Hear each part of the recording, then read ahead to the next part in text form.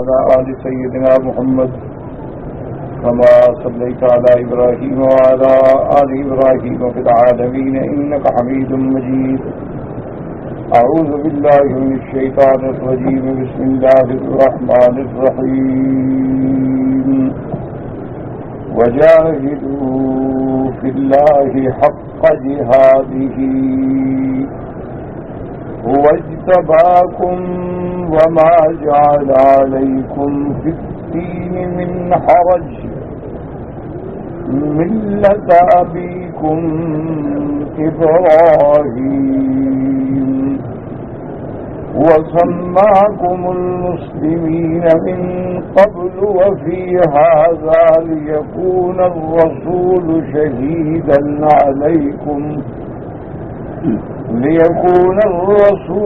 شهيدا عليكم وتكونوا شهداء على الناس فأقيموا الصلاة وآتوا الزكاة واعتصموا بالله هو مولاكم فنعم المولى ونعم النصير. قال المؤلف المفسر رحمه الله تعالى أدام النفع بعلومه وعلومكم في الدارين آمين. وقوله هو اجتباكم وما جعل عليكم في الدين من حرج أي هذه الأمة والله اصطفاكم واختاركم على سائر الأمم وفضلكم وشرفكم وخصكم بأكرم رسول وأكمل شرعا. اللہ تبارک و تعالی نے ارشاد فرمایا کہ هو اجتباکم، یعنی اس امت کو اللہ نے چن لیا. ان اللہ اصطفاکم، اللہ نے تم لوگوں کو چن لیا اور تم لوگوں کو پسند فرمایا اور ساری امتوں پہ فضیلت دی اور تمام امتوں سے تمہیں افضل بنایا، خیر امت کا خطاب عطا فرمایا اور سب سے افضل اعلیٰ اور اکمل رسول تمہیں عطا فرمایا اور سب سے کامل مکمل شریعت تمہیں نصیب فرمائی. تو یہ اللہ کا انعام ہے حضور کی امت پہ کہ اللہ تبارک و تعالیٰ نے حضور کی امت کو چن لیا ہے. یہ کتنا بڑی عظیم شان ہے اس امت کی کہ سب سے افضل کتاب، افضل رسول، افضل دین جو ملا ہے تو امت محمد مصطفیٰ صلی اللہ علیہ وآلہ آلہ واصحابہ وسلم تسلیما کثیرا کثیرا. جیسے کہ ایک حدیث میں آتا ہے حضور نے فرمایا انا حظکم وانتم حظی من الامم. حضور نے فرمایا کہ میں تمہارے نصیب میں اللہ نے مجھے لکھا تھا انبیاء میں سے، یعنی کسی کو کوئی پیغمبر ملا، کسی کو کوئی پیغمبر ملا. یہ تمہاری شان ہے کہ اللہ نے تمہیں محمد الرسول اللہ صلی اللہ علیہ وسلم نصیب فرمایا. اور اسی طرح حضور پاک صلی اللہ علیہ وسلم نے فرمایا کہ انا خاتم النبیین وانتم خاتم الامم، کہ اللہ نے جیسے مجھے نبوت کے ختم کرنے والا بنایا ہے کہ میرے بعد نبی کوئی نہیں، تمہارے بعد امت کوئی نہیں.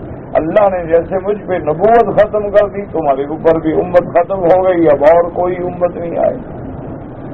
اور اسی طرح حضور پاک صلی اللہ علیہ وسلم نے فرمایا کہ نحن الاولون ونحن الاخرون، کہ یہ شرف بھی اللہ نے میری امت کو دیا ہے کہ سب سے پہلے بھی ہم ہیں اور سب سے آخر میں بھی ہم. تو جب صحابہ نے پوچھا کہ یا رسول اللہ سب سے پہلے کا کیا معنی؟ فرمایا تمام امتوں میں سے، تمام مخلوقات میں سے سب سے پہلے اللہ مجھے اور میری امت کو جنت میں داخل کریں گے. تو لہذا نحن الاولون، سب سے پہلے ہم ہوئے، ونحن الاخرون، اور باعتبار بے شک کے اللہ نے سب سے آخر میں بھیجا ہے. تو یہ امت کے خصائص ہیں. اس لیے جیسے اللہ نے پیغمبر کو چن لیا، اللہ نے حضور کی امت کو بھی چن لیا. اس لیے فرماتے ہیں هو اجتباکم وما جعل علیکم فی الدین من حرج. اور اسی طرح میرے محبوب رحمت دو عالم صلی اللہ علیہ وسلم نے فرمایا ان اللہ اصطفانی، اور ایک حدیث میں اختارنی واختار لی اصحابی فجعلهم أصحاري وأنصاري. حضور نے فرمایا اللہ نے مجھے چن لیا، پھر میرے لیے میرے صحابہ کو بھی چن لیا ہے. اللہ نے جن کو میرے شرف صحابیت بخشا ہے ان کو بھی اللہ نے چن لیا، اور ان میں سے بعض کو میرا ساتھی بنایا، بعض کو میرا مددگار بنایا، بعض کو میرا رشتہ دار بنایا. تو یہ سارے فیصلے میرے اللہ تبارک و تعالی کے ہیں، اور یہ بڑا شرف ہے اس امت کے لیے. اگر حضور کی امت کو فکر ہو، سوچ ہو کہ اللہ نے جتنی امتیں بھیجی ہیں سب سے افضل امم خیر امت اخرجت للناس کا لقب جو ہے وہ امت محمد مصطفیٰ کو ملا صلی اللہ علیہ وآلہ واصحابہ وسلم تسلیما کثیرا کثیرا. اور اسی طرح حضور نے فرمایا انی مقاصر بکم الامم یوم القیامہ، اور قیامت والے دن میں اپنی امت کی کثرت پہ بھی ناز کروں گا. فرمایا کہ سارے انبیاء ان کی بڑی امتیں ہیں، لیکن سب سے بڑی امت محمد مصطفیٰ کی صلی اللہ علیہ وآلہ آلہ واصحابہ وسلم تسلیما کثیرا کثیرا. اس لیے روایت مبارک میں آتا ہے کہ حضور پاک صلی اللہ علیہ وسلم نے ذکر فرمایا کہ پہلے دور میں بنو اسرائیل میں ایک ایسا بندہ بھی گزرا ہے ماشاءاللہ کہ جس نے 1000 سال تک جہاد کیا. یعنی وہ دن میں جہاد کرتے تھے اور رات کو عبادت میں مشغول رہتے، 1000 سال متواصل. تو جب صحابہ نے سنا تو صحابہ نے کہا کہ یا رسول اللہ صلی اللہ علیہ وسلم ہماری عمر جو ہے وہ تو بہت چھوٹی ہے، 60 سال 70 سال 75 سال، بڑی مشکل سے کوئی بندہ 80-90 پہ پہنچتا ہے، اور جن لوگوں نے 1000 سال عبادت کی ہے تو ان کا ہم مقابلہ کیسے کریں. اللہ نے فرمایا میرے محبوب آپ اپنی امت کو بتلا دیں کہ میں تمہیں ایک رات دیتا ہوں لیلۃ القدر خیر من الف شہر، کہ ایک رات تمہاری امت عبادت کرے 1000 مہینے سے بہتر ہے. یعنی 83 سال 4 مہینے بنتے ہیں ایک رات کی عبادت. تو اب جس بندے کو 20 سال میں 20 رمضان شریف مل گئے تو کتنی عبادت ہوگی. تو اللہ تبارک و تعالیٰ نے عمر تو ہمیں تھوڑی دی لیکن ثواب ہمیں زیادہ عطا فرما دی. اس لیے فرماتے ہیں اور دوسری رحمت یہ فرمائی وما جعل علیکم فی الدین من حرج ای ما کلفکم ما لا تطیقون وعرضکم بشیء یشق علیکم اذا جعل اللہ لکم فرجا ومخرجا. اللہ نے فرمایا کہ ہم نے پھر ہماری رحمت ہے کہ دین میں تم پہ کوئی تنگی بھی نہیں کی ہے کہ سینکڑوں سال مثلاً 70 سال بندے کا شرک میں، گناہ میں، زنا میں، شراب میں گزر گیا، دل سے توبہ کی اللہ سارے گناہ معاف. اس سے بڑی نرمی اور راحت کیا ہو سکتی. اور اللہ تبارک و تعالیٰ نے کسی کام میں ہمیں ایسی تکلیف نہیں دی ہے جو ہماری طاقت سے بالا تر ہو، جو ہم نہ کر سکتے. اللہ فرمائے لازم کرنا ہے نہیں. اللہ نے دین میں کوئی تنگی نہیں رکھی، آسانی پیدا فرما دی. والصلاۃ التي هي اکبر ارکان الاسلام بعد الشہادتین تجب فی الحضر 4 وفی السفر تکسر الى 2 وفی الخوف یصلیها بعض الائمة رکعة كما ورد به الحدیث. اب مفسر رحمۃ اللہ علیہ فرماتی ہیں کہ کلمہ شہادت کے بعد یعنی ایمان و اسلام لانے کے بعد سب سے افضل اہم عبادت جو ہے وہ نماز ہے، کیونکہ نماز سب سے اہم عبادت ہے. اور نماز جو ہے یہ ایمان اور کفر کے درمیان میں فرق ہے. اور نماز جو ہے صلۃ بین العبد والرب، بندے کو اپنے رب سے جوڑنے والی چیز ہے. اور نماز جو ہے وہ معراج مومن ہے. اور نماز پڑھنا علامت ایمان ہے اور نماز چھوڑنا جو ہے وہ علامت کفر ہے. اتنی بڑی اہم عبادت ہے لیکن اللہ نے اس میں بھی ہم پر تنگی نہیں فرمائی. فرمایا اگر گھر میں ہو تو 4 رکعت نماز پڑھو، لیکن سفر میں ہو تو 4 رکعت والی کو 2 رکعت کر کے پڑھ لو، لیکن ہم ثواب تمہیں پوری نماز کا عطا فرمائیں گے. یہ نہیں ہوگا کہ ثواب تمہیں 2 رکعتوں کا ملے گا، ثواب تمہیں ہم پوری نماز کا عطا فرما دیں گے.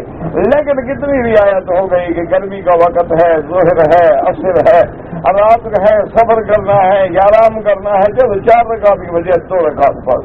اچھا سنت ہے، رواتب ہے، سب اللہ نے معاف فرما دیے ہیں. تو تو اللہ نے دین کے لیے اتنی اہم عبادت میں بھی ہمارے لیے آسانی پیدا فرما دی. حتیٰ کہ علماء فرماتی ہیں بعض ائمہ رحمہ اللہ تعالیٰ کہ اگر جنگ ہو رہی ہے اور دشمن کا خوف ہے تو 1 رکعت بھی پڑھی جا سکتی ہے. اور اللہ نے یہ بھی رعایت دی ہے کہ امام نماز میں کھڑا ہو. اچھا اس کے پیچھے 2 صفیں ہیں. ایک صف جو ہے وہ 1 رکعت پڑھ کے دشمن کے مقابلے پہ چلی جائے جب تک دوسرے جو ہے پڑھ لیں, پھر وہ صف جو ہے لوٹ آئے اور اپنی آگے رکعت پوری کر لیں. اللہ نے یہ بھی رعایت عطا فرما دی ہے کہ تم نماز ادا کرو لیکن مشکل کوئی نہیں, ہر حال میں تمہارے لیے آسانی ہے. وَتُصَلِّي رِجَالًا وَرُكْبَانًا مُسْتَقْبِلِي الْقِبْلَةِ وَغَيْرَ مُسْتَقْبِلِيهَا. اور اگر تم سواری پہ بھی بیٹھے بیٹھے نماز پڑھو تو قبول ہے, اور بیٹھے چلتے ہوئے بھی اگر پڑھنی پڑے جنگ میں تو قبول ہے. اچھا جنگ کی حالت میں آپ گھوڑے پہ سوار ہیں, آپ کسی ٹینک پہ سوار ہیں, لڑائی ہو رہی ہے, آپ نے نماز شروع کر دی, اب پھر گیا گھوڑا ہے کعبۃ اللہ سے پھر گیا, ہم قبول فرما لیں گے جس حال میں بھی پڑھ لیں. وَقَضَى فِي النَّافِلَةِ بِالصَّبْرِ الْقِبْلَةِ وَغَيْرِهَا. اور اسی طرح اگر سفر میں کوئی آدمی نفل نماز پڑھ رہا ہے اور سواری پہ اوپر بیٹھے ہوئے پڑھ رہا ہے لیکن سواری پھر رہی ہے, کعبے سے ہٹ گیا ہے, پھر بھی نماز قبول ہے. کہ آپ ٹرین میں کھڑے ہیں, آپ نے 1 دفعہ جہاد کر لی, اس کے بعد گاڑی پھر گئی, چلیے کوئی بات نہیں, اللہ تبارک و تعالیٰ قبول فرما لیتے ہیں. اور اسی طرح فرماتے ہیں والقیام فی یسجد المغرب یصلیها المريض جالسا فإن لم يستطع فعلى جنبه ولا غير ذلك من الرخص والتخفيفات في سائر الفرائض والواجبات. اور اللہ نے یہ بھی رعایت فرما دی کہ اگر تم بیمار ہو اور کھڑے ہو کے نماز نہیں پڑھ سکتے ہو تو بیٹھ کے نماز پڑھ لو, اگر بیٹھ کے نہیں پڑھ سکتے ہو تو لیٹ کے بھی نماز پڑھ لو, اشارہ کر لو نماز پڑھ لو. اللہ کو کیا ضرورت ہے ہماری نمازوں کی, وہ تو صرف یہ دیکھتے ہیں کہ بندہ میرے حکم کی تعمیل کر رہا ہے, بندہ میرے فرمان کا پابند ہے, جہاں میں نے حکم دیا جھک گیا, جہاں حکم دیا کھڑا ہو گیا, جہاں حکم دیا سجدے میں پڑ گیا. اب اگر بیمار ہے نہیں کر سکتا اشارہ کر لو. اور اسی طرح مفسر رحمۃ اللہ علیہ فرماتے ہیں کہ دیکھیں کہ اسی طرح رمضان المبارک کے روزے ہیں, اللہ نے فرما دی ومن کان منکم مریضا او علی سفر فعدۃ من ایام اخر. کہ اگر کوئی بیمار ہے, اگر کوئی سفر پہ ہے, روزے میں تکلیف ہے, تو فرمایا چھوڑ دو روزہ, بعد میں روزہ رکھ لینا, کوئی بات, بعد میں قضا کرا, روزہ بھی ایک رکھنا ہے, یہ نہیں کہ اور کوئی جرمانہ ہے. ایک سے چھوٹا ہے تو ایک روزہ قضا کر. اسی طرح آپ دیکھیں کہ عورت ہے ایام حیض ہیں, فرمایا روزے بعد نہ رکھو روزہ, نماز نہ پڑھو. اچھا اب نمازیں چونکہ زیادہ بنتی تھیں کہ 8 دن حیض ہو اور روز کی 5 نمازیں ہوں تو 40 نمازیں ہو گئیں, تو لہذا اللہ نے فرمایا کہ حیض والی عورت نمازیں قضا نہ کریں, جو چھوٹ گئیں ہم نے معاف کر دیا.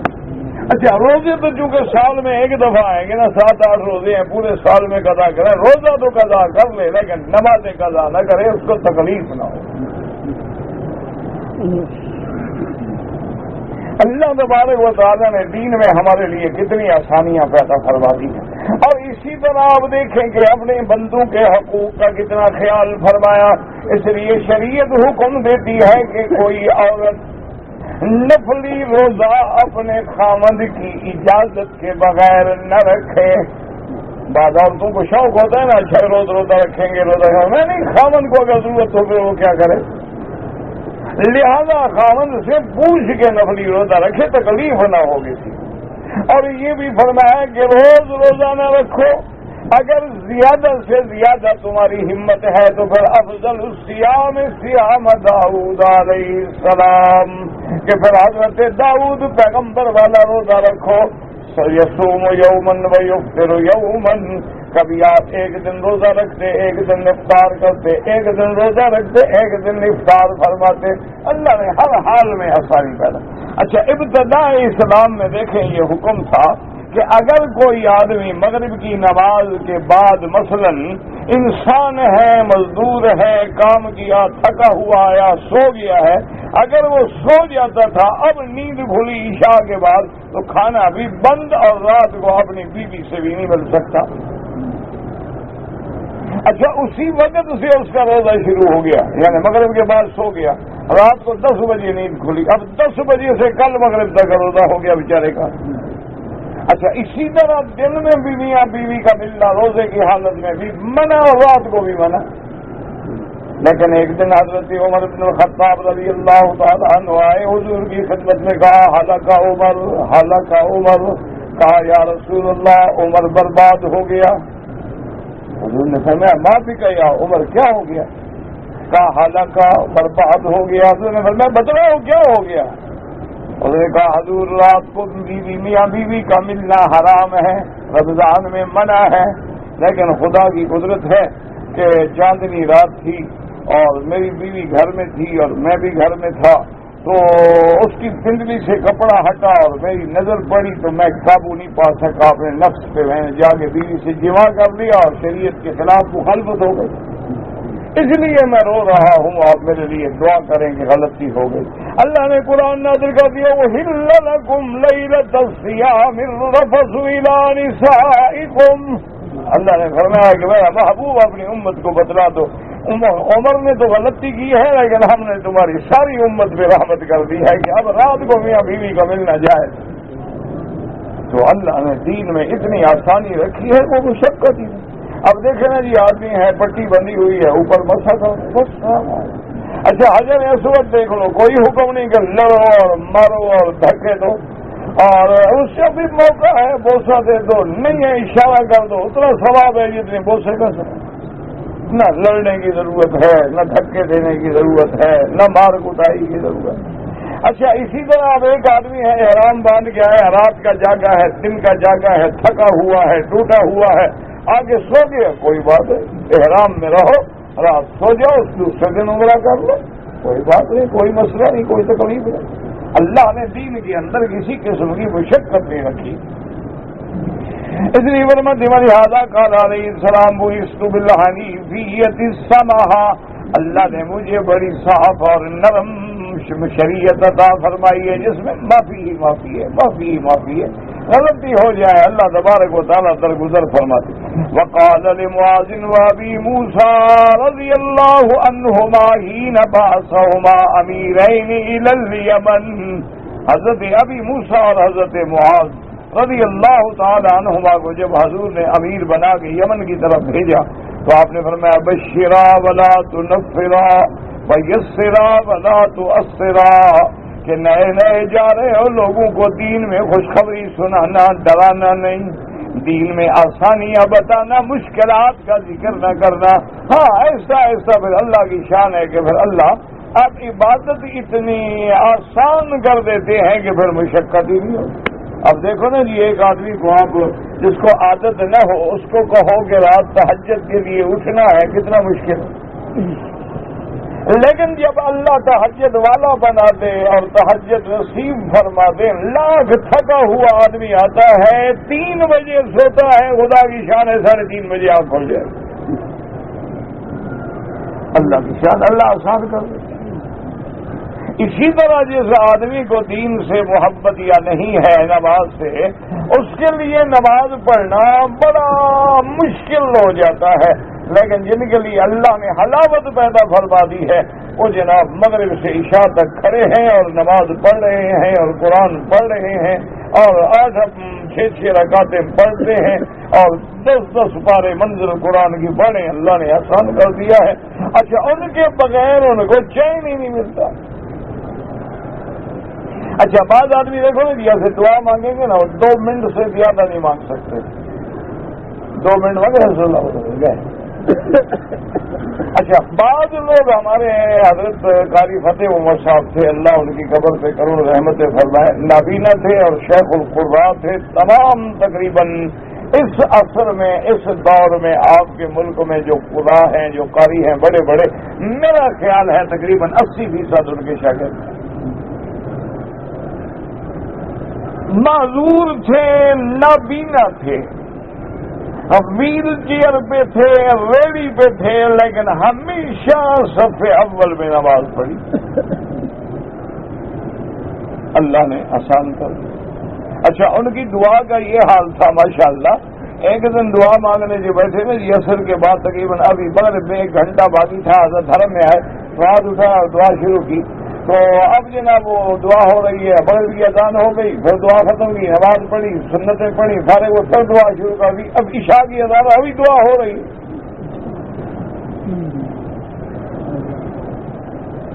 تو اللہ ان کے لیے آسانی پیدا فرما دیتا ہے، ان کا روحانی قوت جو ہے نا خدا کی شان ہے، پھر وہ اللہ کا ذکر ان کی غذا بن جاتا ہے۔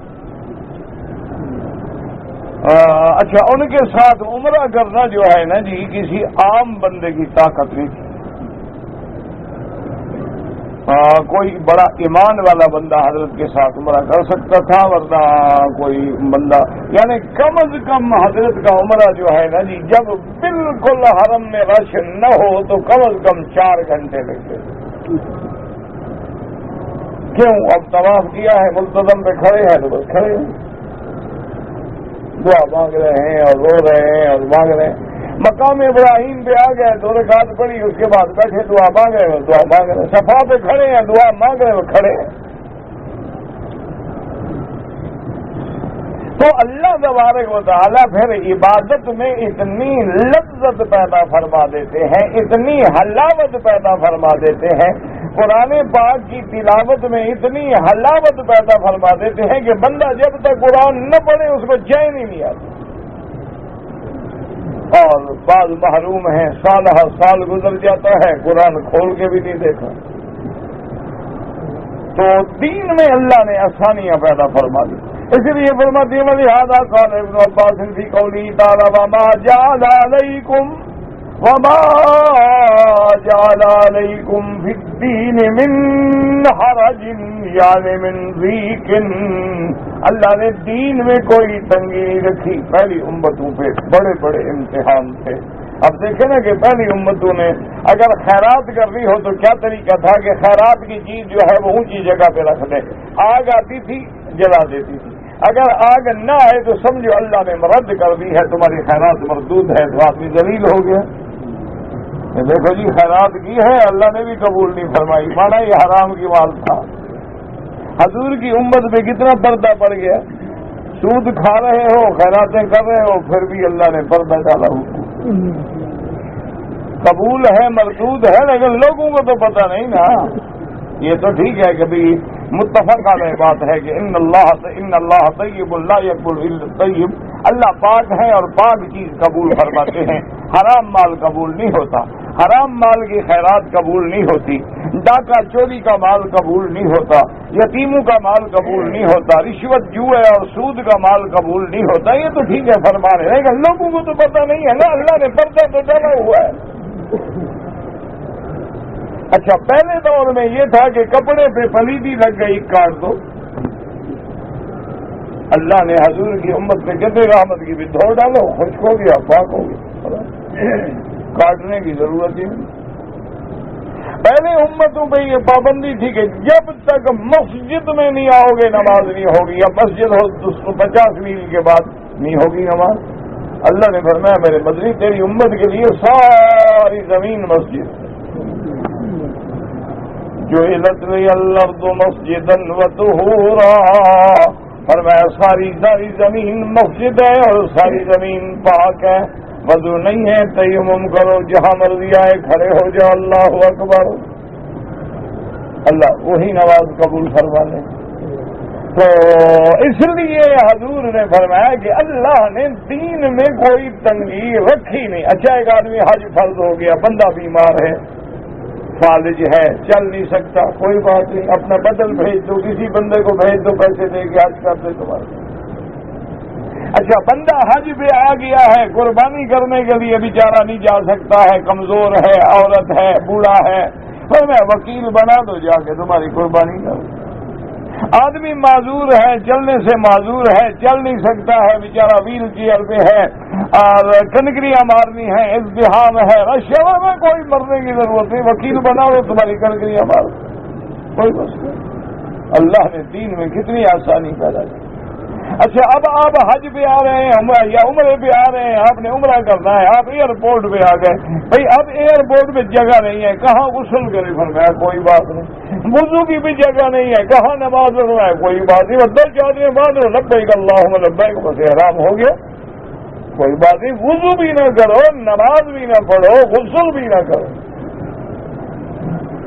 اچھا بھی افراتفری تھی اور سامان چڑھانا ہے اور ساتھیوں کا سفر، میں جہاز میں بیٹھے بیٹھے قمیص اتار دو، وہی بیٹھے بیٹھے چادریں باندھ دو، لبیک اللہم لبیک لبیک لا شریک لک لبیک، احرام ہو گیا، کوئی مسئلہ نہیں، کوئی شریعت کا حکم نہیں کہ 2 رکعت پڑھو، یہ تو ویسے ہے سنت الاحرام، پڑھو پڑھو نہ پڑھو نہ پڑھو، کوئی حکم نہیں کہ لازماً غسل کرو، یہ تو سنت ہے کہ چلو بھئی پہلے غسل کر لو، کیونکہ پہلے عمرے بڑے مشکل ہوتے تھے نا، مدینہ منورہ سے بھی آؤ تو 8 دن لگتے تھے اونٹوں پر، تو 8 دن میں پسینہ اور مٹی اور ہوا سے آدمی، تو حکم تھا ذرا پہلے غسل کر لو، بدن کو خوشبو لگا لو تاکہ اپنی طرف سے کچھ برداشت کرنے کے لیے تیار ہو جاؤ، ورنہ تو کوئی ضروری نہیں، کوئی مسئلہ نہیں۔ ایک آدمی نے غسل نہیں کیا، کوئی آدمی، اچھا مدینہ شریف سے آپ نکلے ہیں، کار میں بیٹھ گئے، اب گاڑی والا کار روکنے کے لیے تیار نہیں، وہ کہتا ہے جی میں نہیں روکتا ہے، نہ روکے، بس قمیض نکالو، بنین نکالو، وہی بیٹھے بیٹھے لبیک اللہم لبیک، عمرہ ہو گئی۔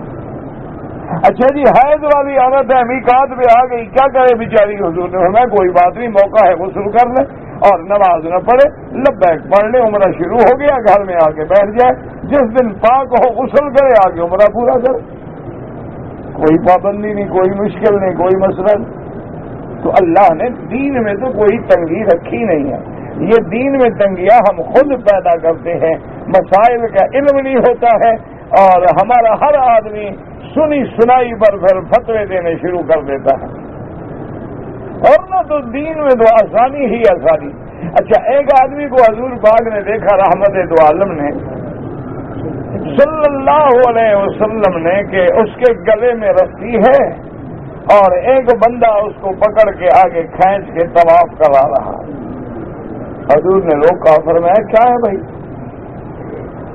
انہوں نے کہا حضور ہمارا ابا ہے، میں اس کا بیٹا ہوں، انہوں نے منت مانی تھی کہ میں طواف اس حال میں کروں گا کہ میرے گلے میں رسی ڈال کے مجھے کھینچا جائے، اور اللہ نے ان کا کام کر دیا ہے، اب مجھے حکم دیا ہے کہ وہ منت پوری کرنی ہے۔ حضور نے فرمایا اللہ کے بندے انسان ہے، تمہارا باپ ہے، ہاتھ پکڑ لے، ضروری ہے گلے میں رسی ڈالنی، بس اس کو کھینچ کے طواف کر رہے ہیں نا، ہاتھ پکڑ کے کھینچ لو، بس منت پوری ہو گئی تمہیں۔ اللہ نے دین میں کتنی آسانی پیدا کروائی، اللہ تبارک و تعالیٰ نے ہمارے لیے دین کے مسائل میں ہر حال میں آسانی پیدا فرما دی۔ اچھا اب یہی افطار دیکھیں کیا ہے بھائی، ایک کھجور کا دانہ کھا لیا افطار ہو گیا، ایک گھونٹ پانی پی لیا افطار ہو گیا۔ اچھا ابھی سحری کرنی ہے، کیا ہے جی، ایک کھجور پی کھا لی اور ایک زمزم کا پانی پی لیا، سحری ہو گئی۔ اللہ نے دین کے اندر کتنی آسانی۔ اچھا بھی اب جناب روزہ ہے، غسل کر سکتے ہو؟ فرمایا ہاں کر سکتے۔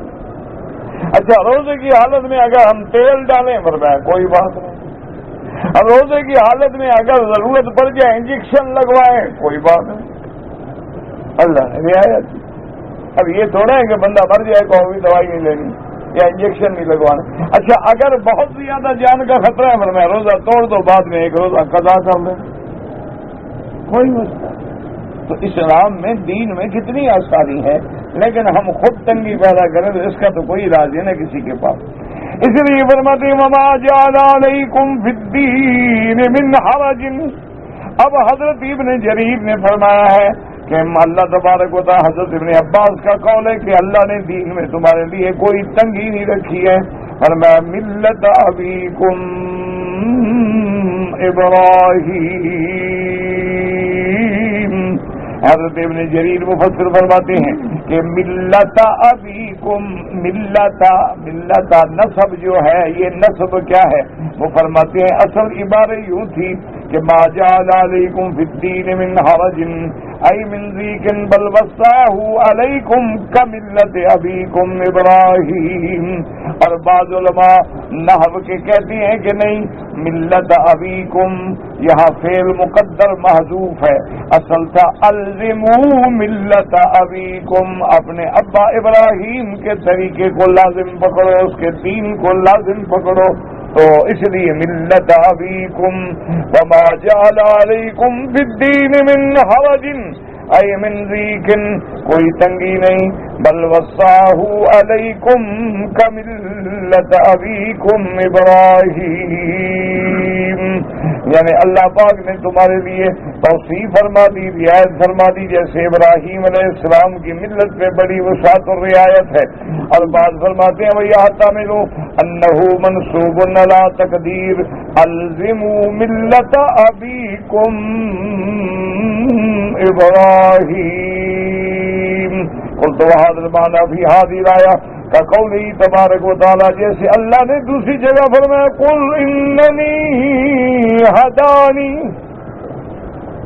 هداني ربي إلى صراط مستقيم دينا قيما ملة إبراهيم حنيفا وقوله هو سماكم المسلمين من قبل وفي هذا قال الإمام عبد الله المبارك عن ابن جريج عن عطاء عن ابن عباس بقوله هو سماكم المسلمين من قبل وفي هذا، وہ فرماتے ہیں ہوا کا ضمیر جو ہے وہ اللہ کی طرف راجع ہے، یعنی اللہ تبارک و تعالی نے تمہارا نام امت مسلمہ رکھا، مسلم رکھا، تو یہ لقب بھی ہے جو اللہ نے تمہیں عطا فرمایا ہے، تو یہ بھی انعام ہے۔ وقد قال مجاہد وعطا والضحاک والسدی ومقاتل ابن حیان وقتادہ سماکم المسلمین من قبل وفی ھذا، یعنی ہوا سے کیا ضمیر کی طرح کہتے ہیں هو اللہ، یعنی اللہ نے تمہارا نام جو ہے وہ امت مسلمہ رکھا ہے اور تمہارے اتنا بڑا اعزاز بخشا ہے۔ اس لیے حضور فرماتے ہیں کہ دیکھو اللہ نے ہمیں سب سے آخر میں بھیجا ہے، لیکن یہودی بھی ہمارے بعد ہیں، نصرانی بھی ہمارے بعد ہیں، اللہ نے میری امت کو ان سے پہلا شرف دیا۔ صحابہ کو سمجھ نہ آیا، فرمایا دیکھو یہودیوں نے ہفتے کی چھٹی منائی اور نصرانیوں نے اتوار، لیکن اللہ نے میری امت کو جمعہ کا دن عطا فرمایا، یعنی یہودی بھی بعد میں، نصرانی بھی بعد میں، امت محمد مصطفیٰ پہلے۔ اللہ تبارک و تعالیٰ نے یہ بھی مجھے میری امت کو شرف عطا فرمایا ہے کہ حالانکہ یہود ہم سے پہلے گزرے ہیں لیکن ان کی چھٹی بعد میں ہے، نصرانی ہم سے پہلے گزرے ہیں لیکن ان کی چھٹی بعد میں ہے، اور اللہ پاک نے ہمارے لیے جمعہ کا دن رکھا ہے، اور پھر جمعہ کا دن جو ہے افضل الایام، تمام دنوں میں سے افضل جو ہے وہ جمعہ کا دن ہے، اور جمعہ کا دن ہے فیہا خلق اللہ آدم، اللہ نے آدم علیہ السلام کو بھی جمعہ کے دن پیدا فرمایا اور جمعہ کے دن جنت میں داخل فرمایا، جمعہ کے دن زمین پہ اتارا، اور جمعہ کے دن قیامت قائم ہوگی، اللہ تبارک و تعالی مومنوں کی رحمت کے فیصلے فرمائیں گے۔ تو یہ بھی ساری نعمتیں اللہ نے حضور صلی اللہ علیہ وسلم کی امت کو عطا فرمائی ہے، واللہ عالم۔ اللہم صلی علی سیدنا محمد۔ کہتا ہے جی کیا غیب کا عمل تو نہیں ہوتا، علم کی بات ہوتی ہے، لکھنا بھی نہیں آتا، اور مسئلہ غیب کا پوچھتے ہیں، کیا کرے بندہ؟ میرا بھائی سوال وہ کیا جائے جو آپ کے عقل اور فہم کے مطابق ہو، اگر ایک بات آپ کے فہم سے بھی اونچی ہے تو پوچھنے کا فائدہ کیا ہوگا؟ بہرحال ایک مسئلہ سمجھ لو کہ علم غیب کہ تمام کائنات کے ذرے ذرے کا ظاہر باہر باطن اسرار اندر چھپا سب کا علم غیب جو ہے وہ صرف اللہ کی ذات۔ یہ اپنے عقیدے درست کر لو، اسی علم غیب کے مسئلے پہ جب آدمی بھٹکتا ہے نا تو شرک میں چلا جاتا ہے۔ سب سے پہلی بات اسی مسئلے کو یاد رکھو اور ٹھیک ٹھیک یاد رکھو۔ اور قرآن نے کوئی ایک صیغہ نہیں ہے جو قرآن میں ذکر نہیں کیا ہے۔ عالم الغیب والشہادت، عالم الغیب، وعنده مفاتيح الغيب قل لا يعلم من في السماوات والأرض الغيب إلا الله. اسی طرح آتا ہے علام الغیوب. تو یاد رکھو عالم الغیب علم غیب کلی جزئی تفصیل محیط صرف اللہ کی شان ہے. اللہ نے کسی پیغمبر کسی ولی کسی نبی ملک کو عالم الغیب نہیں بنایا ہے. ہاں یہ اللہ کی شان ہے کہ بعض مغیبات ان پر ظاہر کر دیں کھول دیں یہ معنی نہیں ہوتا کہ سارے کھول دیے. اب اگر قرآن میں بھی دیکھیں مثلا آدم علیہ السلام کا قصہ جو ہے وہ علم غیب میں سے ہے، لیکن اللہ نے اپنے نبی پر کھول دیا بتلا دیا کہ آدم کیسے پیدا ہوئے، پھر آدم کو ملائکہ نے کیسے سجدہ کیا، ابلیس نے سجدہ نہیں کیا، پھر اللہ نے آدم کو کیسے جنت میں بھیجا، کیسا درخت کھایا، پھر کیسے سارا غیب ہی ہے نا. تو اللہ نے علم عطا فرمایا. اللہ کسی غیب کو چاہیں اپنے پیغمبر پہ ظاہر کر دیں، پیغمبر کو مطلع فرما دیں، پیغمبر پہ اظہار فرما دیں، پیغمبر کو خبر دے دیں، یہ کوئی منع نہیں. اللہ چاہے تو اولیاء پہ بھی غیب کھول دے، لیکن اس کا معنی یہ نہیں ہوتا کہ وہ عالم الغیب بن جائیں. اظہار عن الغیب الگ بات ہے اور علم غیب جو ہے وہ الگ بات ہے. علم غیب خاصہ خدا ہے، اور جو یہ عقیدہ رکھے کہ اللہ کے سوا بھی کسی غیر کو علم غیب ہے وہ اسی طرح مشرک ہے جیسے ابو جہل مشرک. اپنے عقیدے ٹھیک کر لیں. مثلا آپ کہیں گے یہ ہم تو عالم الغیب نہیں سمجھتے، لیکن مجھے بتائیں ایک آدمی یہاں سے بیٹھے ہوئے پکارتا ہے یا عبد القادر جیلانی شیئا للہ، یا معین الدین اجمیری، یا غوث، یا فلان پکارتا ہے. کیا عقیدہ ہے اس کا؟ جیلانی پیر کو یہاں سے پکارتا ہے عبد القادر جیلانی شیئا للہ وظیفہ پڑھ رہا ہے، یا معین الدین یا علی پکارتا ہے. اس پکارنے والے کا مجھے عقیدہ سمجھائیں آپ کیوں پکارتا ہے؟ کیا اس کا عقیدہ ہے جس کو پکار رہا ہے وہ سنتا ہے جانتا ہے یا نہیں سنتا؟ بالکل اللہ کے کعبے میں کھڑے ہو، مکی مدنی کے جھگڑے میں نہ پڑو کہ مولوی مکی نے کہا اور مولوی نے کہا اور وہابی نے کہا. اس بات کو چھوڑ دو. اللہ نے تمہیں مسلمان بنایا ہے، باوضو ہو نماز کے لیے کھڑے ہو اور کعبے شریف میں کھڑے ہو.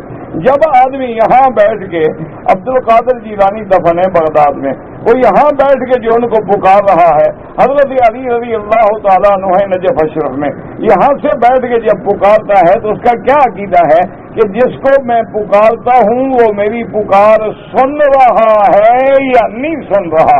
اگر عقیدہ ہے کہ نہیں سن رہا تو پکارنے والا پاگل ہو گیا ہے. نہ جو نہ سنے. تم یہاں سے بیٹھ کے کبھی بیوی کو پکارتے ہو؟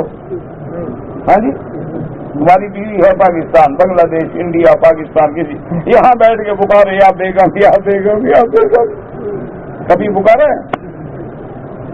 کیوں لوگ کہیں گے پاگل ہو گئے، کہاں ہے تمہاری بیوی؟ ہو جی اپنے گھر میں جب سن نہیں رہی کیوں پکارتے ہو؟ تو معنی یہ ہے کہ جس کو بندہ پکارتا ہے عقیدہ یہ ہے کہ وہ میری پکار سن رہا ہے. اچھا سن تو رہا ہے، کیا پتا کون سا مرید پکار رہا ہے؟ عربی مرید ہے، اجمی ہے، بنگالی ہے، برمی ہے، ہندی ہے، سندھی ہے، پشتون ہے، پختون ہے، ازبک ہے، کون ہے مرید؟ تو اس کا معنی ہے وہ جانتا بھی ہے کہ مجھے پکارنے والا میرا مرید فلانا مجھے پکار رہا ہے، تو سن بھی رہا ہے اور جانتا بھی ہے. اچھا سن بھی رہا ہے جانتا بھی ہے لیکن وہ کر کچھ نہیں سکتا، پھر بھی کوئی پکارے گا؟ ہاں جی نہیں. اللہ کے کعبے میں بات کھڑی کرو، چھوڑو مولویوں کے بدلے. اللہ نے عقل نہیں دیا تمہیں، روٹی ناک سے کھاتے ہو.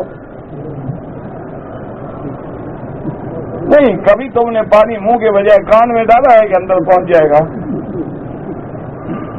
یہ کہنا جی وہ بریلوی یوں کہتے ہیں اور دیوبندی یوں کہتے ہیں اور تبلیغی یوں کہتے ہیں، چھوڑو دیوبندی بریلوی تو سب کو اپنے گھر رہنے دو، میرے ساتھ کھل کے بات کرو کہ بھئی یہاں سے جو ہم پکار رہے ہیں وہ ہماری پکار کو سنتے ہیں یا نہیں سنتے؟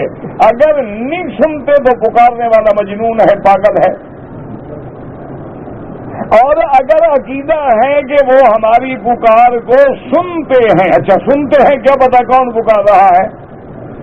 اس کا معنی جانتے بھی ہیں، علم بھی ہے ان کو کہ ہمیں پکارنے والا فلاں ہے، اچھا سنتے بھی ہیں، جانتے بھی ہیں، لیکن ہماری مدد نہیں کر سکتے۔ ہم کہتے ہیں جی ہمیں ٹکٹ کے پیسے چاہیے، ہوگا یار میرے پاس نہیں ہے تو کون پکارے گا؟ تو معلوم کیا ہوا کہ سننے کی صفت کس کی تھی؟ سمیع کون تھا؟ سننے والا۔ علیم کون تھا؟ جاننے والا۔ اور ہر مشکل کے حل کرنے والا کون تھا؟ تو جب ہم نے ان کو پکارا تو وہ خدا والی صفتیں ان میں شریک کر لی، ہم تو ابو جہل سے بھی آگے بڑھ گئے۔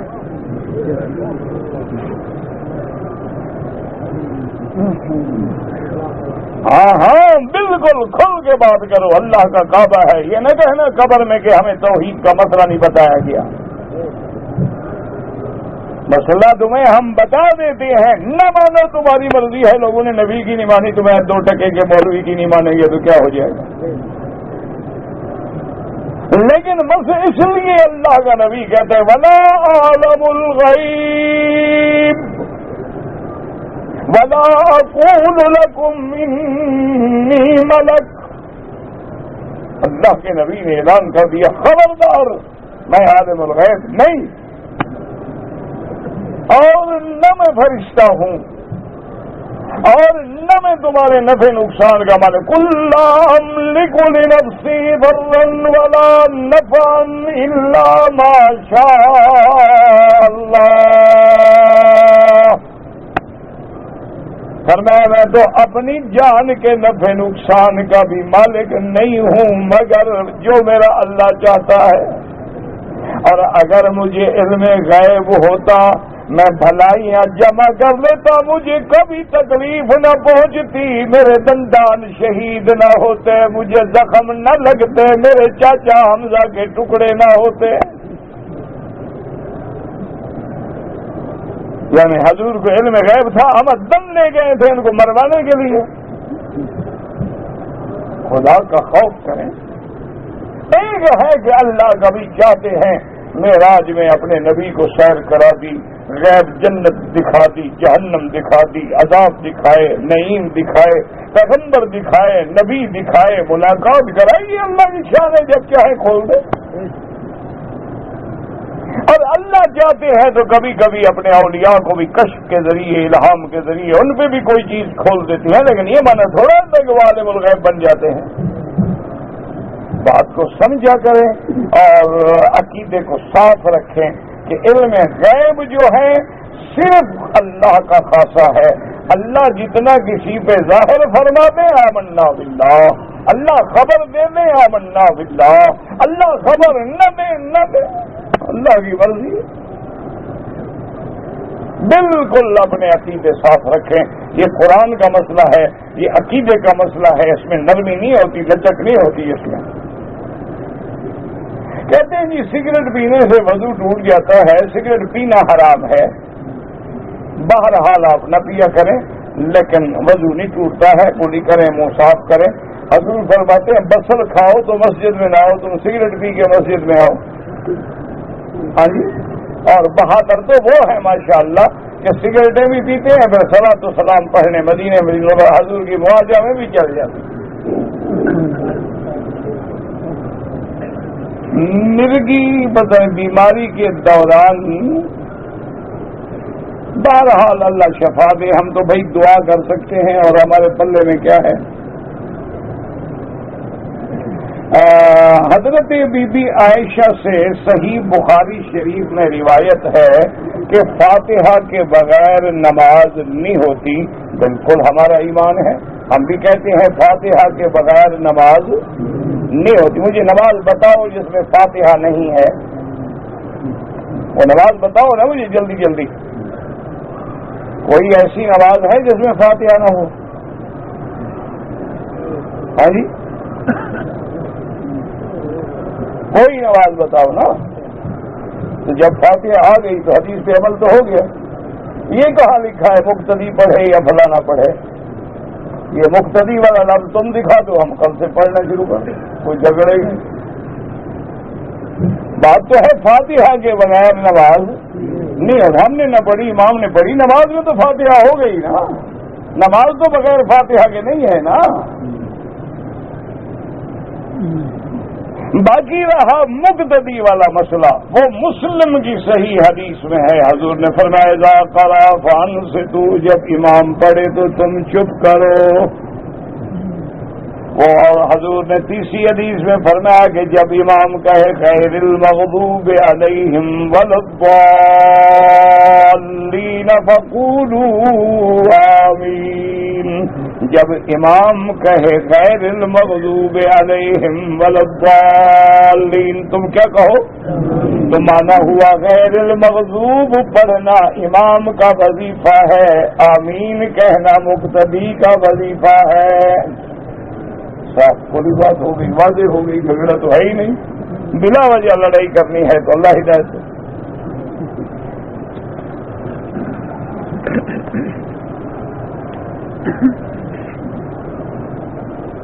کہتے جی جنازے کی نماز کے بعد میت کو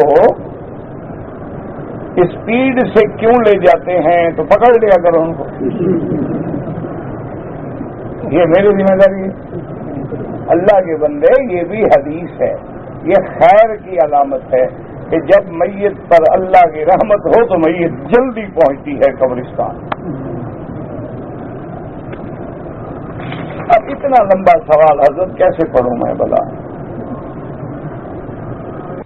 آپ کو گیس کی شکایت ہے، آپ نے اپنی طرف سے احتیاط کر لی، انشاءاللہ صفا مروہ میں شک ہوا، کچھ نہیں ہوتا، ٹھیک ہو گیا.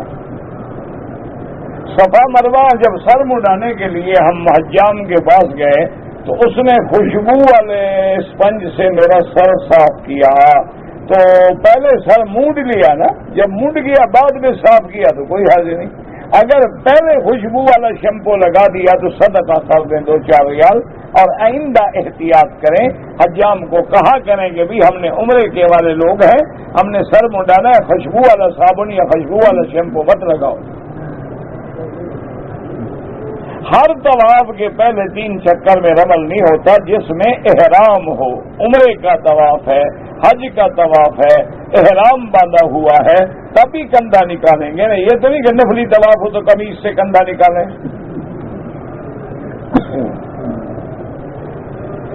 جب حجر اسود پہ آئیں تو حجر اسود کی طرف رخ کر کے بسم اللہ اللہ اکبر وللہ الحمد. میرے ساتھ ہیں، میرے بتانے کے باوجود نماز میں غلطی کرتی ہے، اللہ قبول فرمائے. پڑھ تو رہی ہے نا، جیسے بھی پڑھ رہی ہیں اللہ قبول کرے گا.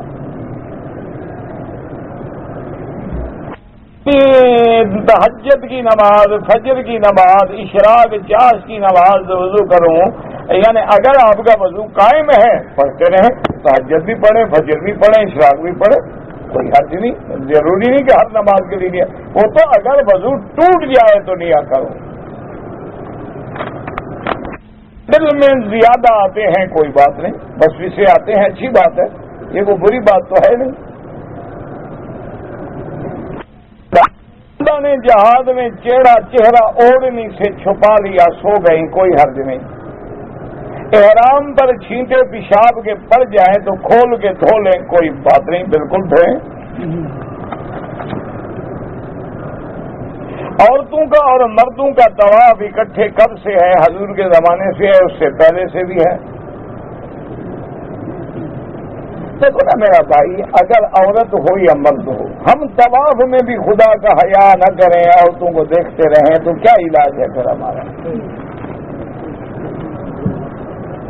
دیکھو نا، کوئی جگہ تو ہو نا جہاں ہمیں اللہ کا ڈر ہو کہ میں کعبے کے باہر کر رہا ہوں، نظر نیچے ہو، اور ہر عورت کو اپنی بیٹی، بہن، ماں کے برابر سمجھے.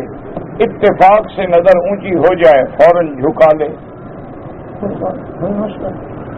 باقی طواف تو ہر دور میں اکٹھے ہوتا رہا. حضور حکم دیتے تھے عورتوں کو کہ تم باہر طواف کر لو تاکہ اب مردوں میں اختلاط نہ ہو. یہ تو ہمارے ذمے ہے, عورتوں کے ذمے ہے, خود احتیاط کریں. زمزم میں چائے بنا سکتے ہیں. ہاں جی بالکل, چائے کے بغیر گزارا کیسے ہوگا؟ بہت بڑا مسئلہ اٹکا ہوا ہے نا جی. زمزم آگ پہ چلا گیا, حاجی اگر دھوپ میں گرم ہو جائے پھر کیا ہوگا؟ اللہ کے بندے, یہ تو علماء لکھتے ہیں ادب کہ بھی جب ہمارے پاس دوسرا پانی موجود ہے تو اس پانی کو ہم ضائع کیوں کریں؟ کھانے میں, پکانے میں, نہانے میں, کپڑے دھونے میں. مطلب زمزم بھی ایک پانی ہے.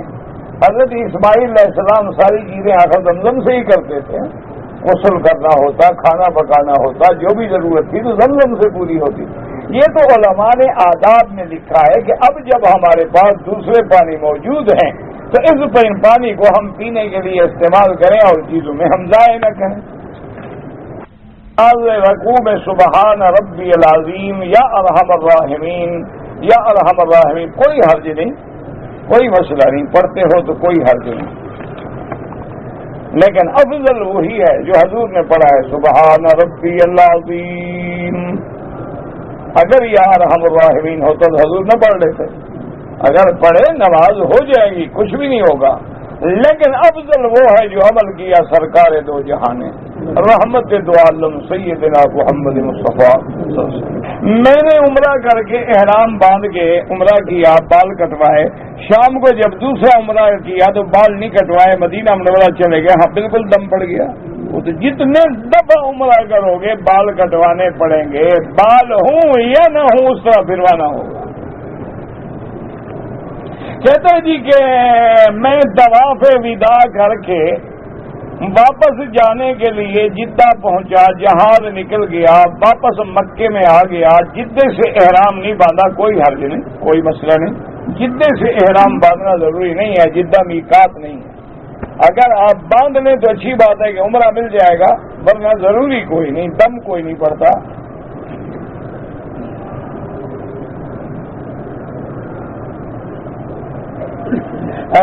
روضہ شریف پہ جب ہم سلام پڑھتے ہیں بالکل اللہ کے تمام انبیاء زندہ ہیں.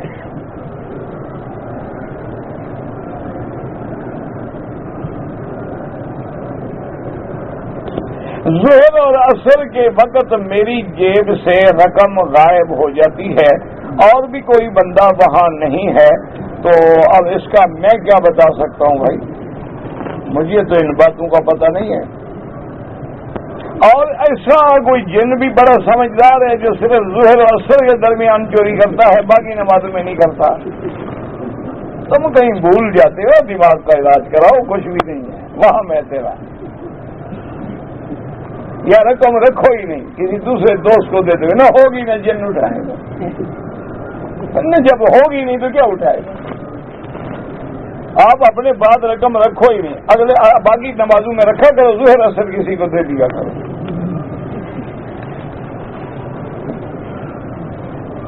مسجد عائشہ سے جو عمرہ کرتے ہیں امام ابو حنیفہ رحمۃ اللہ علیہ اور امام شافعی رحمۃ اللہ علیہ کے نزدیک جائز ہے. امام احمد بن حنبل رحمۃ اللہ علیہ فرماتے ہیں کوئی عذر ہو تو کرے ورنہ نہیں. مسجد نبوی میں روضہ رسول مسجد کے اندر ہے, بالکل اندر ہے. لوگ چاروں طرف سے نماز پڑھتے ہیں, نماز تو قبلے کی طرف رخ کرتے ہیں. روضہ شریف پہ تو 7 جالیاں لگی ہوئی ہیں, تو وہ تو باقاعدہ مانے ہیں, آگے موجود ہے. جیسے آپ آگے ستھرا رکھ لیں کوئی بات.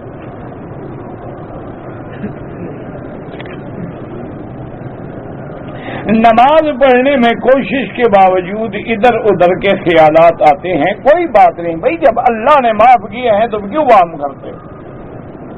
دوسری بات یہ ہے کہ نماز کی ہر حرکت کا خیال کرو. کھڑے ہو تو فقط قیام کا خیال کرو, رکوع میں ہو تو فقط رکوع کا خیال کرو, اور جو لفظ پڑھو اس لفظ پہ پوری توجہ رکھو. سبحان ربی الاعلی.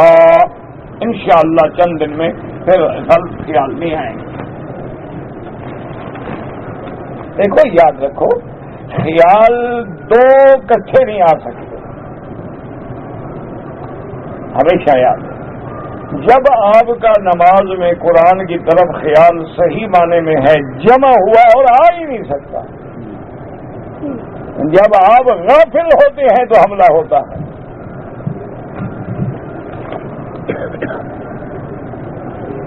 دوران عمرے میں جنازے کی نماز پڑھنا لازم ہے. ہاں جنازہ آ جائے تو پڑھو، ورنہ عمرے میں جو مر جائے اس کا بھی جنازہ نہ پڑھے. ولی اولیاء کی قبروں پہ جا کے ان کے واسطے سے مانگنا بالکل منع ہے. اللہ سے مانگو. یہ سب ان کو مسئلے کا پتہ ہے، بس ایک عادت ہے، باپ دادے سے سنا ہے، رواج ہے. اچھا، ولی کا جب جنازہ پڑھو گے تو کیا دعا مانگو گے؟ ایک اللہ کا ولی فوت ہو جائے، بزرگ فوت ہو جائے، بہت بڑا پیر عالم فوت ہو جائے، میت سامنے رکھی ہو، اب جب ہم جنازہ پڑھیں گے تو کیا دعا مانگیں گے؟ ہاں جی، یا اللہ اس پیر کی وجہ سے ہمارے گناہ معاف فرما، یہی مانگے؟ ہاں، کیا مانگے؟ اللہم مغفر حینا وا. تو اس کے لیے دعا مانگ رہے ہو. جب وہ سامنے رکھا تھا ہم اس کے لیے مانگ رہے ہیں، نیچے چلا گیا تھا وہ اس سے مانگ رہے ہیں.